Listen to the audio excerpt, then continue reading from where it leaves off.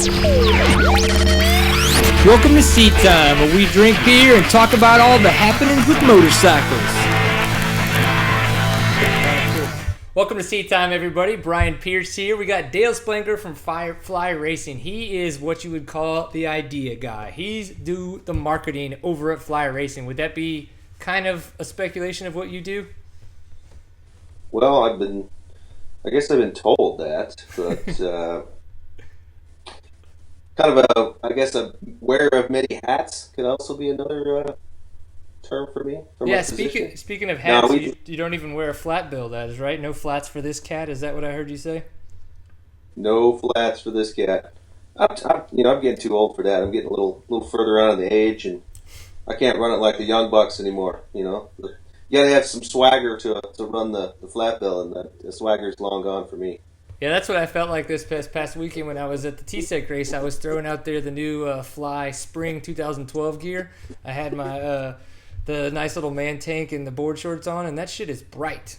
And everybody was giving me crazy looks the whole time, but I just kind of like kept walking and just figured I'd go with it. So, hey, the photo I saw, you were rocking it strong. You were styling pretty good in that, man. I think you can definitely pull it off better than I can.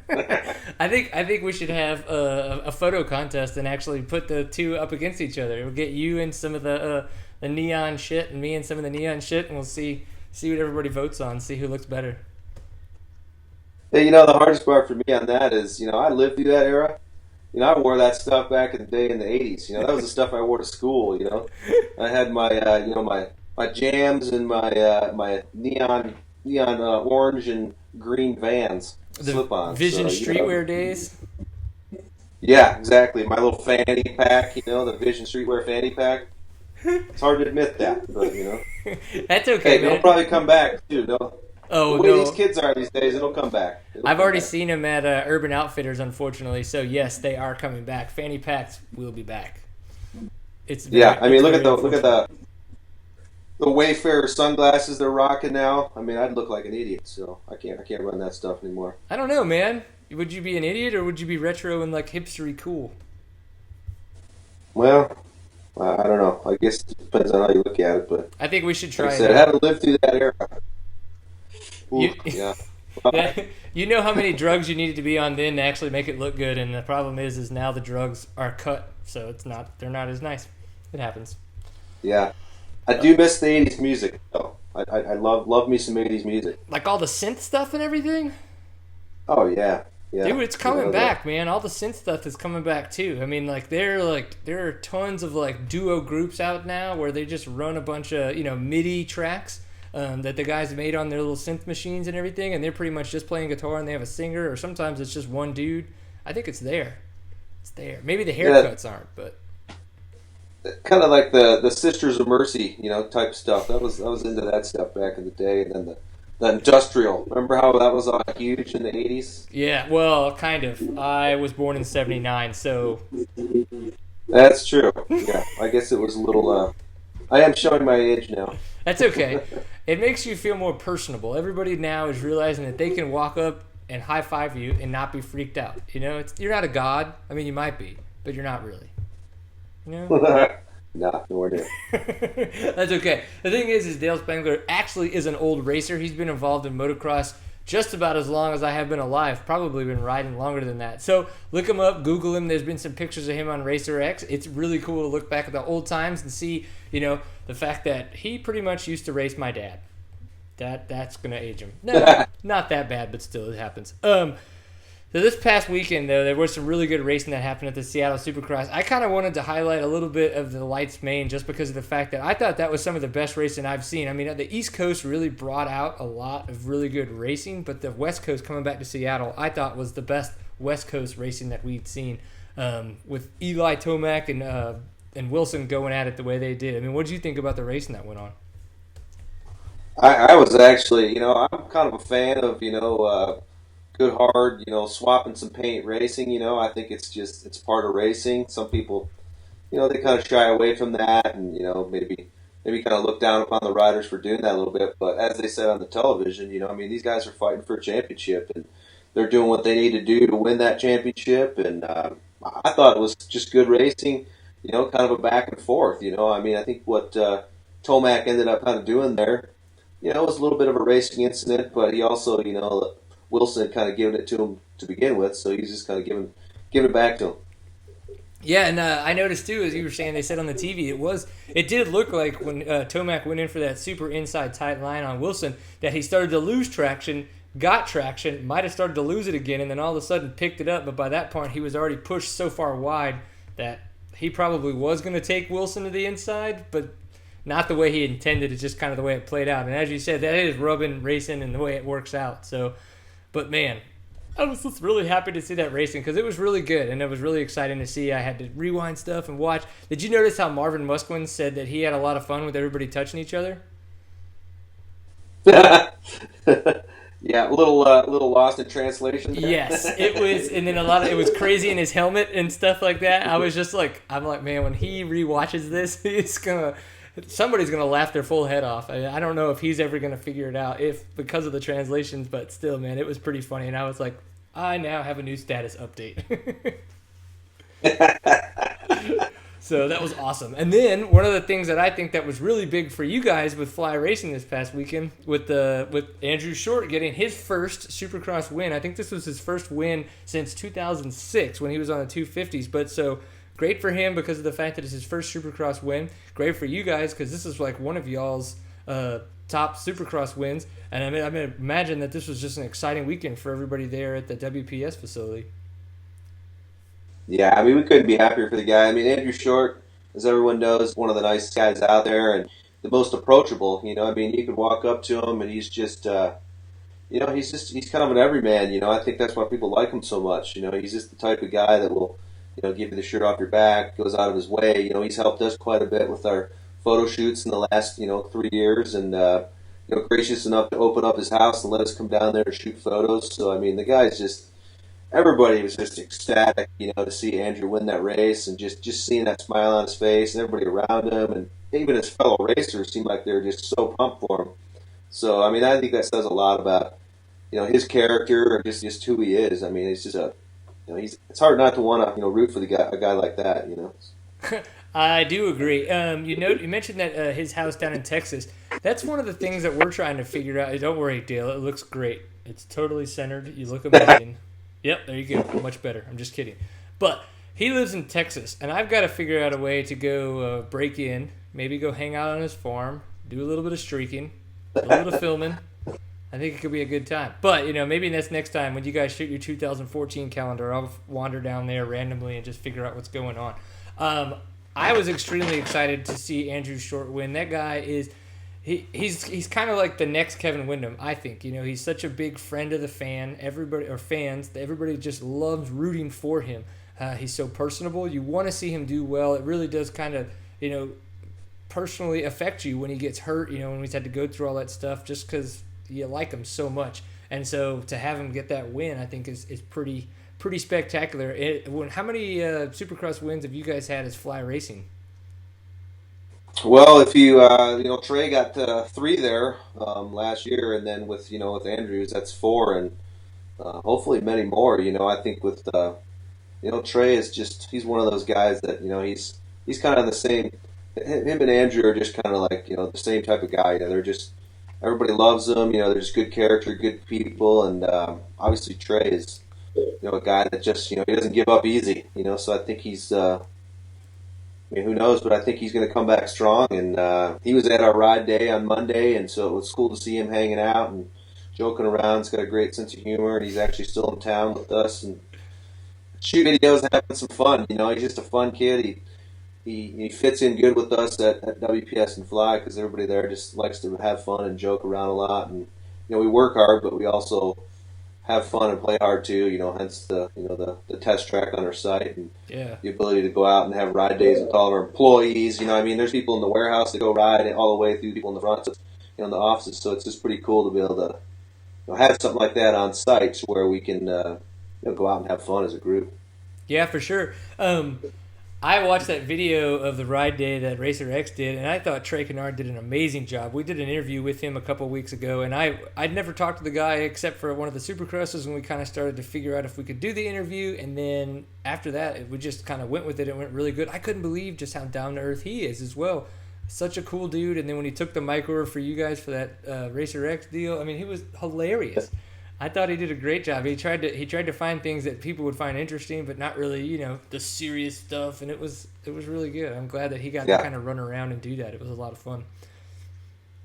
Yeah, absolutely. He's kind of a marketer's dream in that respect. That he's just so easy to go with the flow, and he's really good, on camera. And so yeah, I mean, having him here was great. And Shorty's the same way. When he was making his videos there for a while, I mean, he's a personality on. Online, on a camera as well. He just seems like they both seem like they have a second life after racing, and kind of like, I don't know, I guess public speaking type stuff. I mean, or commentary, because they're both just really good. Yeah, I totally agree. I was excited to do that, and hopefully we got the one with Trey Kennard, and hopefully there would be an Andrew Short interview in the near future. I'm just saying because people. So, I think that's a possibility down the road for sure. Especially now that you did the Trey one on your own. You set that all up, so I was impressed. Yeah, well, we just gotta. I've played in the trenches my whole life, so I figure if I gotta get down and dirty, I'm gonna pick up some good friends to help me out, and that's where my friend Tiffany's come in. She's a girl that's been helping me out with the TCCRA races and stuff, where seat time can't be presenced at all times, and she just kind of started. Tweeting people and talking to people that she knew, and it just kind of worked out. So it was thanks to her, honestly, because I've just been so busy with all the other junk in life that's been going on. So it's quite awesome that she was able to step up and really wanting to help out. I liked it. So I think we're going to be talking with Cody Webb, Sarah Whitmore in the near future, actually, and then a couple more that I don't want to tell you about because they're big too. But one of the things I do want to talk to you about is the National Enduro this past weekend at the Rad Dad in Tennessee. So Stuart Baylor Jr. getting his 4th in a row at the National Enduros. He is a Fly Racing rider, so that makes him awesome. But 2, holy crap. I don't think anybody's been this dominating in a very, very long time at the National Enduros. I mean, just commanding. It's really impressive. I think there's a lot of people just kind of scratching their heads going, is this kid real or what? Because it's just, I mean, a 17-year-old, how can a 17-year-old ride, with the kind of maturity that he's been riding with, in this, especially in National Enduro, like GNCC, he has quite a bit of experience, but from my understanding, I'm not super up on the nuances, the little differences between National Enduro and GNCC. My understanding is GNCC is a lot more faster, the tracks are faster and National Enduro is tighter, so I mean, I think that's really impressive, the National Enduro, just because he's got all these veterans in there and past champions that are just, they're serious contenders. They're half of them are, legends. So for him to go in there and do what he's doing, and then to win the last race, to win every single test, I mean, that's kind of like really, really kind of stamping it home there, I guess. Yeah, I mean, we could try to put it in a little bit of perspective that Michael Lafferty is almost twice his age. Yeah. That's actually, if you wanted 15, so that's 34 would be twice his age. Michael Lafferty is over twice his age because he's like 38, almost 40. So, and then Michael Lafferty, I guess probably when Stuart Baylor Jr. Michael Lafferty was winning some of his first National Enduro titles. So very, very long time ago when that was happening, like what you were saying, like no one knows where this guy came from. He's so young. Is he serious? It's interesting because having talked to him, like, I don't mean to say it negatively, but he just, the enduros for him weren't anything serious. They were something that he could go do to kind of get ready for the GNCCs last year, coming into the later rounds, and he just kind of like did well, so he was going to go back and do it again this year, and boom, it just clicked. It seemed like he kind of knew what he was doing, so he's going to keep going back. He pretty much said unless it conflicts with GNCC or he is running for the title, which right now he is, he's going to keep going. So it's...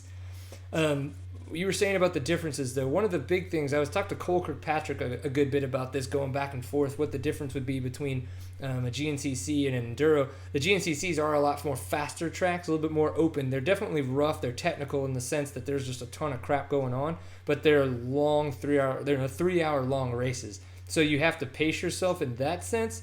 for this 3 hour charge where in an enduro there are like 6 mini tests, so you kind of go back and forth. And some of the tests are different. Some of them are tight, some are open, some of them are sandy. I mean, it really can vary, and it's interesting in that sense because like Stuart Baylor Jr. has won almost every test this year.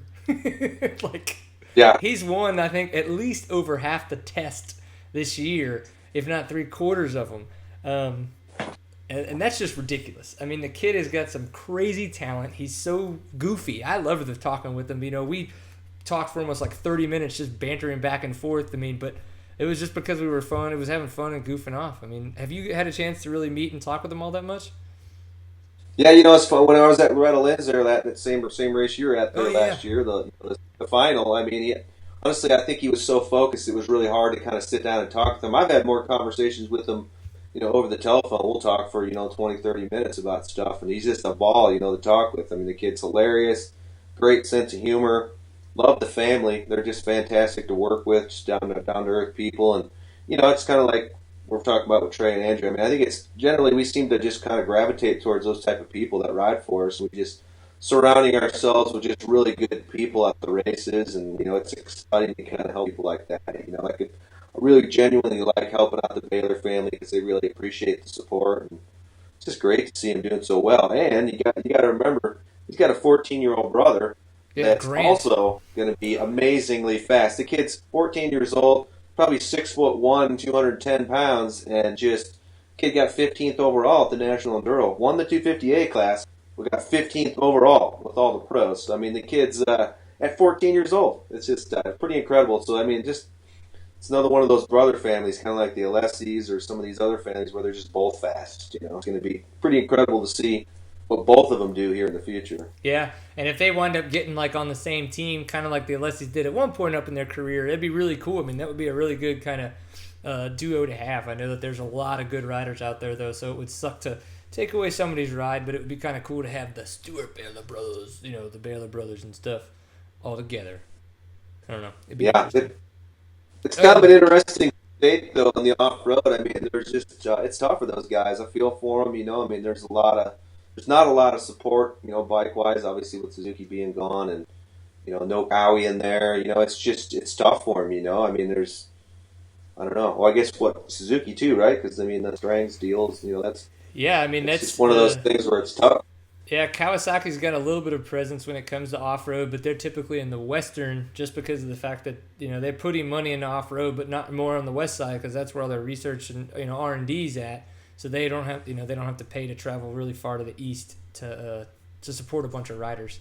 Yeah, But, it's true. GNCC, I mean, it's done. It seems like they haven't been there for a couple of years, and I think the Andrews team was the last time they had maybe a Team Green GNCC team, and maybe JG Off Road or something like that. But yeah, it's kind of it's pretty wild. There's a lot of guys that are fast, and just it's hard for them to even get bikes. I think we had Gary Sutherland there for a while, and he's same kind of working class hero guy. He's got a wife and a baby, and still going to the races. And I saw where he got a podium this past weekend, so it's cool to see that. But it's tough for those guys. Yeah, it's an interesting, Cole and I, well, I say Cole Kirkpatrick a lot, even though I do have kind of a crush on him. It's not really just that. It's just that he's kind of local, and, he helps me out a lot. We just talk about all the stuff. We're interested in a lot of the same things, so we do chat about all the racing a lot. And he's kind of, give me some insight into his racing and why he's kind of made some of the decisions that he's made. And, it's really interesting getting a racer's perspective on some of that stuff and where their head's at. It's very hard sometimes, and you have to make some tough decisions, and it's sad to say that, but racing doesn't come first all the time for some people, so it's kind of the way it winds up. Yeah. Somebody that racing pretty much has always come first for, and the fact that he always finishes first, is Kurt Caselli, the bromancer himself, out in California. Round 4 of the National Hare and Hound Series, he pretty much just dominated from almost start to complete finish, all 74 miles. Or I'd say probably about 72 miles. He just completely dominated. And we had David Pearson in second and Jacob Albright, who came back in third. Have you ever done a desert race, Dale? No. Yeah, it seems dangerous. No, I don't know if I. I don't know if I could survival, a desert race, you know. But painting it across, whooped out, up and down, you know, jumping across ditches, you know, not knowing what's up around the corner. That's rough for me, being a motocrosser, kind of control freak. You know, motocrossers, we're all control freaks. You know, we don't even like to let somebody ride the bike. You know, like if you're on a street bike and you have to hop on there, I don't even want to deal with that. You know, I'm used to being in control. You know, so to not know exactly where I'm going, you know, I've always struggled with that even when I motoed. You know, if there was a dusty track and I couldn't see in front of me to turn or something, I struggled, you know, so I can't imagine. Those guys are unbelievable to me, you know, and Caselli obviously is on a whole other level right now. He's just on a mission, it seems like, and I don't know. I can see your man crush going, probably having a perfect season in here now, unless he has some kind of mechanical issue. Yeah, I hope he doesn't have any kind of mechanical issue. His girlfriend would be pretty pissed if he did. You know what I'm saying? But I'm excited because we've got some. I've been talking with Kirk Caselli, and I've got an idea running inside of my head. And if that were to happen, I think I could make some other things happen. And that's really all I have to say about that. Well, everybody, leave them in suspense. Okay, so Texas, obviously, Seat Time is based in Texas. I live in Dallas, outside of Plano, getting ready to move soon to another house. I'm not going to tell you the location. I don't want anybody to stalk me yet. But I focus on a lot of stuff that goes on in Texas because of the fact I like to support the local scene and all the local riders. So some of the series that we had this past weekend were the TSEC races. We had Torn and TCCRA doing their double headers. So TSEC, this past weekend we had the Gatorbait Enduro in Altair, Texas, which is south and west, or South Texas west of Houston. Boom, there we go, off of I-10. What we did is they had a 2-day enduro. So we had like an enduro that started around 2 p.m. That was about 40 miles on Saturday. And then we had your typical, 60-something mile enduro that started on Sunday, 70-mile enduro night, whatever, on Sunday at 8 a.m. So we got like a 2-for-1 out of the deal. It made a lot of sense for a lot of the guys driving from, say, like Lubbock. They're doing like 10-hour drives. You get 2-for-1 out of the deal. You get 2 races on one weekend. It was a lot of fun. Over 90-something miles in a race. I was freaking whooped out. Have you ever done that much in 2 days? 90 miles? What do you think? Yeah? No, I mean, I've done some trail rides, 60, 70 miles, but that's about it. I can't imagine doing it in a race pace. I've done it where you kind of leisurely stop and, eat a sandwich and look at a, mountain view or something up here in Idaho. But to imagine going that far in one day, pinning it, nah, can't imagine. Yeah, I think I saw the photo of your hamburger hands there you had too, huh? Yes, and I got some blood blisters on this side, and then I peeled off the scab there. Zoom in, and that's what's left of that guy. But yeah, I mean, that's unfortunately part of the fact that I haven't ridden like very seriously in the past 2 months either, too, because all the stuff going on with the house and everything. Life, right? Life. Yeah, it's called desk hands. Something that I have. That soft like a baby's butt there. You've grown over the years. Yeah, I can't. I'd probably do a 5-lap moto on our test track and get blisters. My hands are so soft. So, man, you'd probably still whoop my ass on a motocross track though, because you actually know how to ride a motocross track. I do not. I get scared. Well, last time I rode was 450, and they're just so ridiculously fast that it's like instant arm pump. After 2 laps, and then you're kind of going off jumps, not even able to feel the handlebars, which is not a good feeling, So, oh, I bet. Especially when you're out of shape and your mind still tells you that you can do everything on the track, all the obstacles, but your body's saying no, hell no. It's funny you mentioned they can't feel the handlebars, because I actually had a moment this past weekend going through some of the tight sections of the woods. And, in off-road, you kind of, like, learn how to just, shimmy your bike and your body all through it, kind of a squirmy, wiggly way. And I was kind of worming through this tight section, and I was kind of like left, right, left, right, left, right, left. And then I went to go right, and I clipped to left when I was bringing it in. And I clipped it before I brought it in, and it just totally swapped it out of my hand. And all of a sudden, I'm going to the ground, and I'm realizing, like, I could see the bar way out here, and my right hand's, like, way out here. I was like, oh, shit. And it was just, like, straight to the ground. And it was like, son of a... Like, it was when I was trying to keep up with Brian Story, one of our local pros here. It was a good time. I did not keep up with him because the ground held me down. It was It happens. Have It you ever had a happens. situation where you're kind of riding along in a daze, and then all of a sudden you hit your head on a tree, and then you just start pinning it? Just knocks you out of that little stupor that you're in. Yes, but I've unfortunately had just the opposite too, where I was totally into it, hit my head and got a concussion, and then was completely fucking out of it. So I guess it kind of can go both ways, unfortunately. But I have had the other because of the fact that like you're like I'm riding really good, I'm riding really good. Oh, I'm hitting all these turns, and then you're like, shit, I gotta go to work on Monday. Oh man, Tuesday is that other thing. Boom! Oh crap, I'm racing, and then like, so it could go either way. Did I mess up that line of HTML code? And you're thinking Yeah, about that when exactly. you're Yeah, like racing. what website did I forget to push live that I was supposed to on Friday afternoon? So there's all those little stupid things that go on. Let's talk about the TSEC race. Martin Howe actually got first on Saturday and Sunday. We had Hayden Franklin. He got third on Saturday and second on Sunday. And then we had Sean O'Leary was second on Saturday, and Jeff O'Leary was third on Sunday. So good ride for the O'Leary brothers. Obviously a great ride for Mountain Howe. And we got Hayden Franklin, the past TSEC champion, in second place pretty much overall for the weekend, if you want to call it that. So we had the doubleheader, Torn and TCCRA.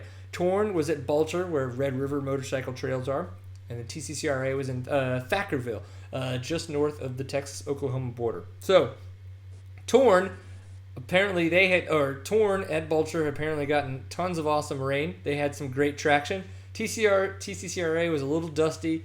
They didn't have the greatest conditions, but it was still a lot of fun. Cole Kirkpatrick, first place at Torn on Saturday. He went from dead last to dead first. So I think that's a pretty good.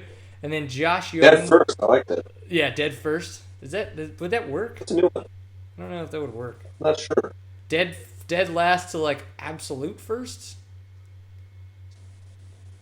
Yeah, go with it. I kind Maybe. of like it. I think that'll be the title: dead first or dead last to absolute first. Might be a bit of an oxymoron, but hey, well, I've been called worse things. I know. I'm pretty sure that Than that's how I oxymoron. live my life, is in some form of oxified moron. So, but Josh Young got second, and we had Caleb Ramsey in third place. Congratulations to those guys. And then if they most of them moved on to TCCRA for Saturday afternoon practice, and then they would race on Sunday at TCCRA. And there we had Caleb Ramsey in first, Cameron Ishmael in second, and let me see here. We had Josh Young in third. Josh Young's actually a Torx racer. He's coming to South Texas. He's been coming up a little bit more for some of the races, trying to make a little bit more money, make a little bit more name for himself. Congratulations, all the Texas guys. You guys are all awesome. Thanks for doing a great job and racing in Texas. So, Dale, how long have you been a marketer at Fly Racing? Marketer as in, maybe doing what you're doing now with Fly Racing. I'm in my fifth year, and strangely enough, I have a lot of marketing experience from since I've been in the industry since '95, and way back when I was living in Ohio and worked for Cometa Gasket. That was my first job in the industry, but I was actually hired at WPS. I went back to college here in Boise, and always wanted to get a college degree, and went and got an English degree in technical writing, and something that I'm sure you have to deal with being in that kind of trade. You probably deal with some technical writers on occasion, I would assume. Yes. We call them copywriters, and they know way too much. Yeah, so that's kind of what they hired me to. They hired me to manage their websites, WPS, and so WPS has 5 websites, including the Fly Racing, their Shinko Tire, their Sedona Tire, the WPS kind of external website that anybody can land on and see and review our catalogs. And then we have a WPS order site, which is password protected, that our dealers can go on and order. And so, it was a pretty big deal, that to get in there and see what they were doing as far as trying to just make it easy for their dealers to order. And so, I spent a lot of time doing that, and then from there, just kind of, I was handed the advertising, being responsible for managing all of our print and online advertising. It just kind of grew from there, my marketing, since I have that experience from the past. And, having that technical writing degree, it just fits perfectly in with my marketing experience and in the background. So, yeah, it's fun, So now I get to do all the press releases and race reports, all that kind of fun stuff, and just, put on the creative thinking cap and, think up stuff for our ads and write copy, and it's just a good time. I love it. I'm passionate about marketing. I think it's fun. It's to be able to do it and actually market, to the motorcycle industry, I don't think it'd get any better. I mean, there's plenty of places you can go and be a marketer, but I can't imagine marketing a product that I'm not really passionate about. So Yeah. it's makes it fun. Yeah, I totally understand where you're coming from. I do.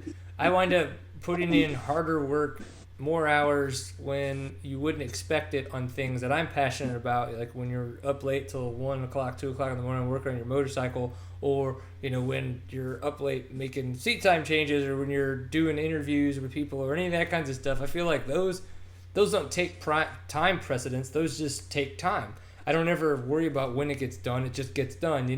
With like work stuff, I kind of like, all right, well, I got to get it done at this time, so then I can go do family stuff and do those other stuff and everything. Like, so I can only imagine that if I could find a way to put all of that passionate stuff together into one big bucket. But I don't know. I mean, like, and this is a personal question. This isn't like work related in that sense. It'd be like, if you did wind up putting all those eggs in one basket, would you like? Is it a possibility of getting burnt out and kind of like doing too much in that whole realm? Yeah, I mean, it's definitely a trade-off. I've always noticed that it seems like the people that are more, kind of entrenched in the motorcycle industry seem to ride the least, and that's kind of where Right. I guess I'm at. I'm out of shape and, a little overweight. Well, I guess a little more than a little overweight right now, but Hey, you that's look life, great. but It's the internet. oh, You can do thanks. whatever you want. That's right. Yeah, Photoshop, they can make anybody look good. But no, it's just it is tough. It is a trade off. There's times where I think if I wasn't in the industry, I'd probably be out riding every weekend and enjoying it a little more. But and on the same token, like I feel pretty lucky to be in a position where I'm at, to be working for a great company that's on the up and up. Where the company just keeps growing, brand FLY Racing keeps growing. So it's really fun to kind of be a part of that and see it grow. And I don't know, I do take it home, that's for sure. There's times where it doesn't seem like work. It's kind of like you said, it doesn't seem like it, but when you're looking at Twitter and you're looking at websites, and you're literally really kind of studying, because you're absorbing rider names and their finished positions and what other companies are doing and what products they're bringing out. And it's like, it may not seem like work, but you're kind of absorbing stuff, and that affects what you do and decisions you make down the road. And so it's all part of it. You tend to be working more than you realize, I think. Yeah. That's interesting. For a long time, I was actually a bicycle mechanic at a bicycle shop because I really did enjoy that. I have a passion for, I think, two-wheeled sports, especially when it comes to bicycles and motorcycles. And I loved doing that. I loved going to as much stuff I could go to learn to do it better. I went out to Oregon and did the United Bicycle Institutes and did a lot of, mechanics classes there and their suspension classes and all that kinds of stuff. I wanted to go to there was a school out east as well, but the problem was is that like in those when I found anyway is that in that industry I wanted to work for them. I didn't want to go work somewhere else. I just wanted time, I guess, to do my own thing every now and again. But the problem was is when I wanted to do my own thing was when our season was the biggest. So like during the summer when I just wanted maybe a 3 or 4 day weekend to go to some race or to drive across the country to go do some ride. You couldn't get that time off, and it just seemed like completely counterintuitive to the lifestyle and to the idea of the brand. And I was kind of like, well, why don't you just hire 10 more people and make it a little bit easier on everybody? But I'm not the guy who makes the paychecks. I'm not the guy who knows where the money is at and all that stuff. It always seemed like they just kind of thought counterintuitively, and that's why like you see a lot of like rider owned companies. I think in the past 15 to 20 years, maybe that's the way it's always been, but my 15 to 20 years just kind of that's my knowledge growing basis. And it just seems like maybe that's the idea, but when those get bigger too, I mean, wouldn't they run into the same problem? Do you think? Oh, absolutely. Yeah, I mean, I think every company kind of goes through the growing pains, no matter what size you're at. There's just as companies get bigger, you just I don't know. You tend to get people that kind of focus on certain aspects of the business. And sometimes that's hard to, especially if you're like you're talking about riders that starting their businesses. It's hard for them to kind of let go of some of that stuff. That control. It's kind of their baby. Their idea and their product, and so to let that go, I think is pretty hard. But on the same token, I think companies that do well are able to do that. Of someone that can run a company and realize that if they surround themselves with the with great people, they're gonna go that much further. Yeah, well, that's cool, and to your point. It seems exactly what Fly Racing has been doing with a lot of their riders. So, and maybe some of the support that you guys have been throwing out to some local media people. So we really appreciate it. Speaking about really appreciating it, we do have to say that Fly Racing is one of our sponsors. FlyRacing.com is where you can find their internet presence. As well, they're on Facebook. They are on the Twitter. They've got their little handles for all that kinds of stuff. The cool thing is flyracing.com, they have all kinds of fun stuff that you can go get. So not just for motorsports, not just for BMX or mountain biking or anything like that, but there's snow sports as well. They got all the snowmobile stuff, so you can go check it out. What I was just sporting, I will go ahead and post a picture up for you because that is that obnoxious. Is me wearing some of the and not the clothing by any means. It's me that was obnoxious. Was some of their spring 2012 gear. I absolutely love it. Dale was mentioning earlier, that it is kind of a takeoff from the retro 80s kind of stuff. But at first I was afraid that it had been coming back, but now obviously you can tell I have completely and fully embraced it. And I think it's a good thing, I think it throws it out there. People wear their flat bills, people wear their curved bills, people wear their neon, people wear their black. So everybody's got different stuff out there. I think that Fly Racing is doing a really good job of making stuff for a little bit of everybody out there. So please, flyracing.com, go check them out, give them a little bit of love, and we appreciate the support. So thanks, guys, for everything you have done for us. So Dale, we've got some races coming up this next weekend, like seriously in a couple days. So Salt Lake City for the Supercross is coming up. Do we think that we're going to see Andrew Short repeat what he did this past weekend? Do we think that we're going to see, different riders come up? Ryan Dungey looked pretty good this past weekend. Is he just kind of getting back in the groove? We got the 250 guys. We got, Wilson and Tomac going at it. Is Wilson going to come back? We haven't heard anything yet. We know Villapoto's at. I mean, there's a lot. And it's only like 3 Definitely races left. some big question marks, that's for sure. And I'd love to see Shorty do it again. We'll see what happens. I think Dungey's probably going to be pretty hungry, and of course now with Villapoto out, which is super bummer. Not just for the super. I mean he's got the Supercross, so there's no worry there. But just it's just a bummer to hear that he's going to be out for the outdoors. I'd like to see Shorty carry some of this momentum into the outdoors. The outdoors are going to be. It's funny. I was seeing people posted on message boards. Kind of almost whining in some respects. No Villapoto, it's going to be so boring this summer, the outdoor series. I'm thinking, no way, it doesn't matter. It's going to be good. There's people that are going to step up, For sure. I think if anything, it makes it even more of a question mark of who's going to win that series, because there's probably any one of 5 people that could win it. Maybe Dungey might be the favorite, but I also think there's guys like Brayton and Shorty that are going to step up. So and I think that out there. Yeah, and the way that Villapoto has been so commanding up until his injury, I think that if he'd have been able to carry that momentum, it might have been that same kind of a deal in the motocross. And so it may have felt more bland. Not that the Supercross was anything but bland, but still. So I think we may actually get a very, very tight-knit points kind of goblin battle. I think it could be kind of interesting. So I'm looking forward to it. I think it's going to be good. And we in Texas have the TCCRA, so they have another race coming up this next weekend at the Pit in Terrell, Texas. I'm doing my best. I found a bunch of cracks in my rear hub this past weekend. Yeah. So I'm doing my best right now. I think Munn Racing is going to help me out. I'm going to try to get a new rear wheel for this weekend so I can go practice out there on Saturday. So if you see the seat time banners, please come by, say hi to either Tiffany Vardell or myself. And as well, Torx has a race going on. They're actually going to be at Freestone in Wortham, Texas, where they have the big Outdoors National. Where, Dale, you should come into town this summer and we should hang out. I think that probably should happen. Yeah, that sounds like a business write-off. I also think that some people should step up and support you and help you out with little sponsorship dollars. You think so? Buy you a new wheel. Give you a new wheel. It probably needs to happen. All right, well, I appreciate the fact that you even said that. That means a lot to me, Dale. We've been trying to have a lot of fun. If nothing else, we're just putting it out there. We love racing. We love just goofing off and having fun. We can do that for anybody, so we really appreciate it. So if you had anything to say to Fred Andrews right now after all the beatings that he gave you as a professional racer, what would you say?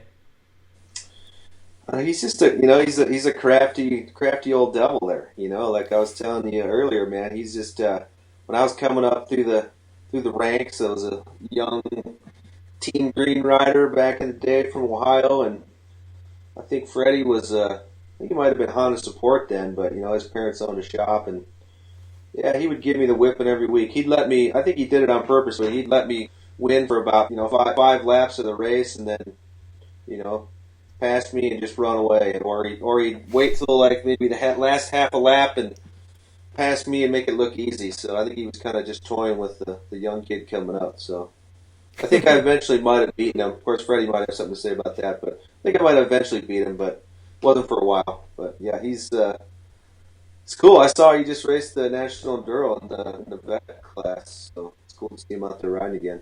Yeah, we need to get you out riding there again, buddy. I think we can make it happen. So I guess to answer your question, I didn't answer your question. I don't know what I would say to him honestly, but I just dodged your question. You're like, "Hi, how's it going? Happy to see you." I just realized I was like a politician right there. I just absolutely talked around your question. That's okay. I mean, actually, that's what I would expect. I only ask questions that don't need answers, so it's absolutely totally understandable. So there's a good chance that my friend, actually, I'm completely registered, so it's absolutely happening at this point. I just got my paid time off request approved. I am going to be in town the first weekend of June in Boise, Idaho for the ISDE qualifier with Wes McKnight. We are planning on trying to come up there to make it to see you guys on Wednesday or Thursday afternoon-ish. We're just trying to drive straight through, so we'll see what happens. But yeah, we got to make something happen. We're going to have to hang out and goof off, if maybe do a Seat Time episode, if nothing else, just see the facility and high-five each other in person. Again, we've done it before. Absolutely. Give you the grand tour of not only WPS and Fly, but downtown Boise. It's a fun town, and you might not want to leave. It's pretty nice here in Idaho. So yeah, I mean, I came out here in 1999, and here I am. I'm still in Idaho. Never thought I'd end up in Idaho. I have some friends that live in Ohio, Missoula, Montana, and they said the same thing, and they're still in Montana, so it could happen.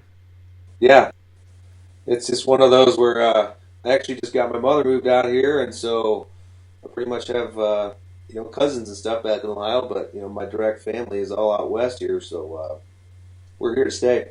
Right? I mean, if I move there, then you totally got like this cool dude. You got a bar hopping buddy with you.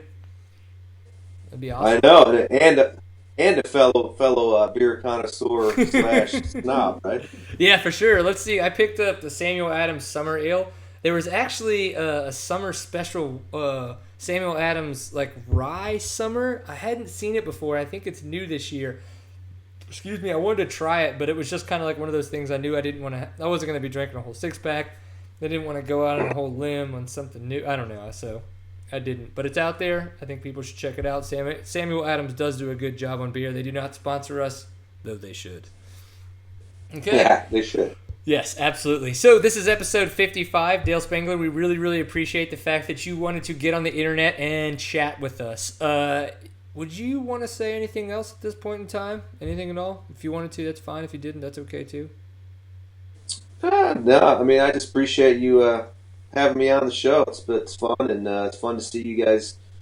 I like the way you guys approach things, and I mean, I like the style. Like the Trey interview was just fabulous. I thought it was one of the best ones you've done yet. And I think that probably a lot of people that watched, they learned some things they didn't know about just what Trey was up to. I didn't really see a lot of interviews out there with him recently, and for you to get the score of that, I thought it was pretty cool. So keep on, man. Keep doing what you're doing.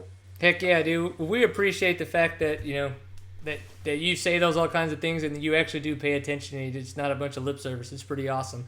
You're a great guy. You've done a lot for a lot of people in the communities that I put my toes into and that I call home. So we really appreciate the fact that you pay as much attention to us as we do to you. So thank you, sir.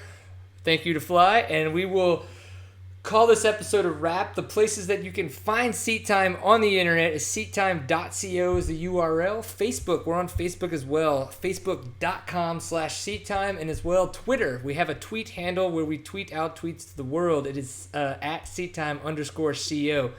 That's pretty much it. You can always enjoy a pint full of awesome with us anytime, any place, anytime. All you have to do is hit us up online, and it's probably going to happen. I may be at work, and I may have to send you a picture later, but it's still going to happen, and we appreciate the offer. Dale Spangler, thank you much, man. Remember, always enjoy a pint full of awesome. We'll see you on the internet. Rock.